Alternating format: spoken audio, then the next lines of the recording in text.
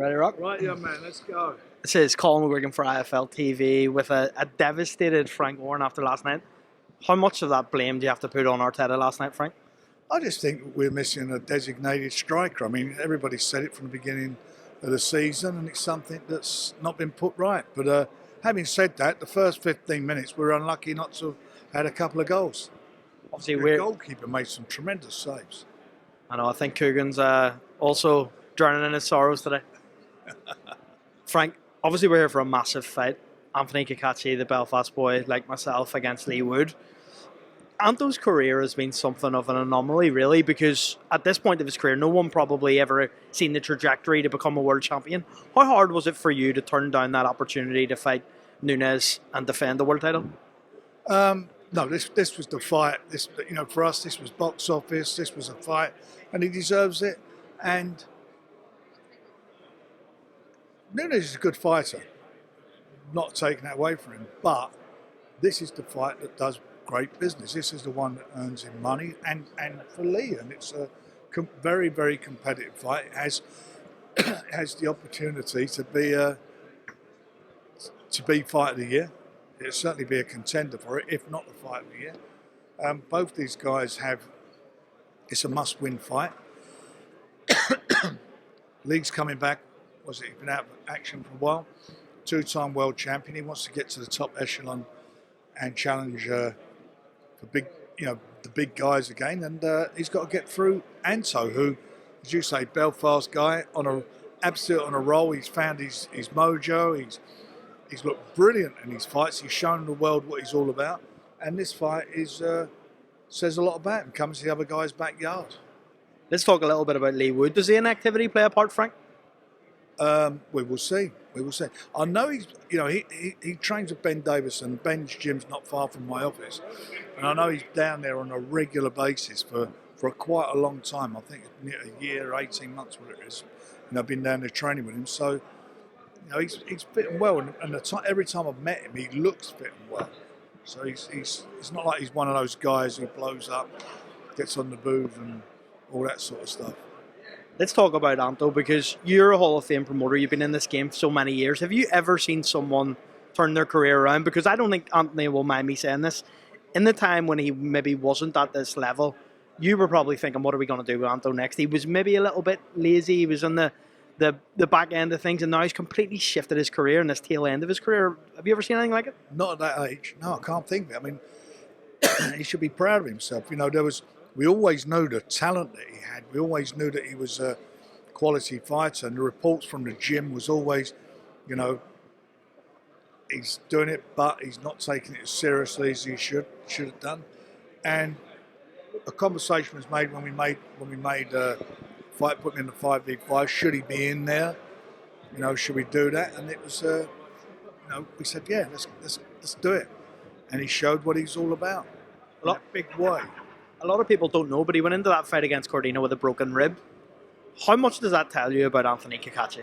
The fighting man, isn't he? He's a tough guy. He's been around the block. He knows, you get to a certain age in boxing when you know what you've got to do in the gym. You know what you've got to put into it, and if you don't commit yourself, then you're going to get hurt, and it's not going to work out for you. And as I say, he's had that penny drop and shown what he's all about. I mean, he's a tremendous fighter, tremendous performances, a tremendous fighter. And he's in with another two-time world champion.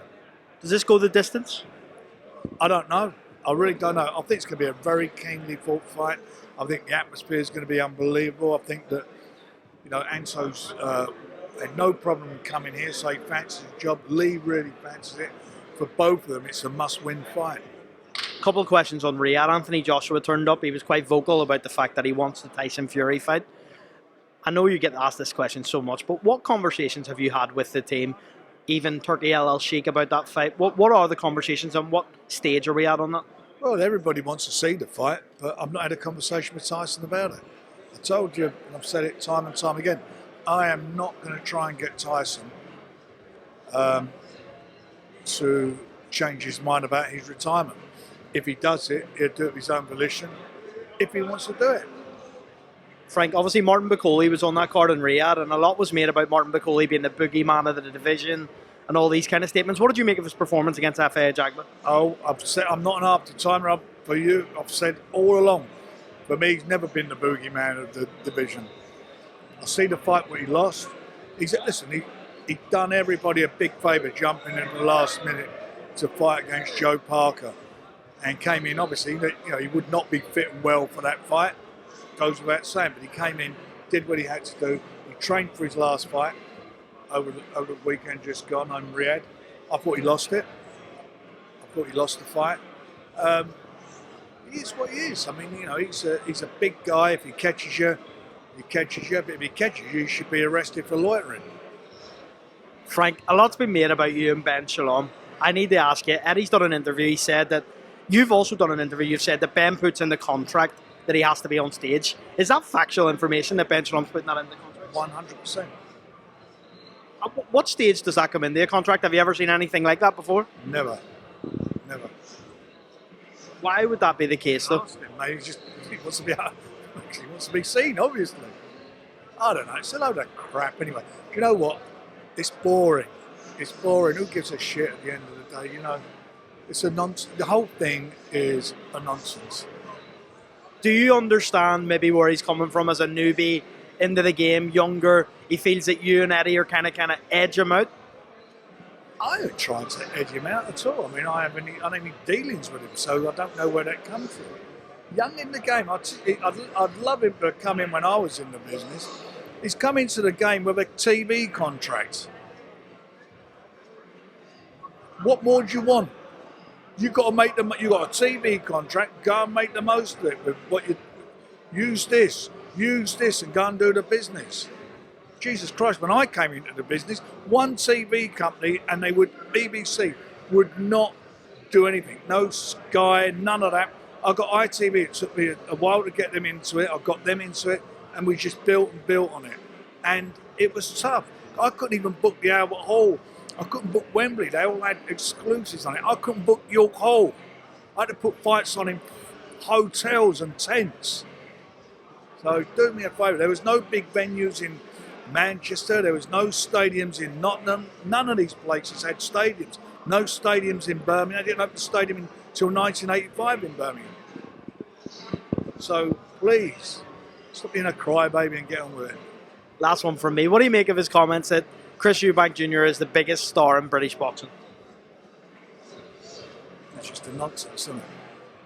It's a nonsense. That fight, that was a very, very entertaining fight at their level. At their level. He's not a world champion. We got world champions who sell stadiums out in this country. And that's it.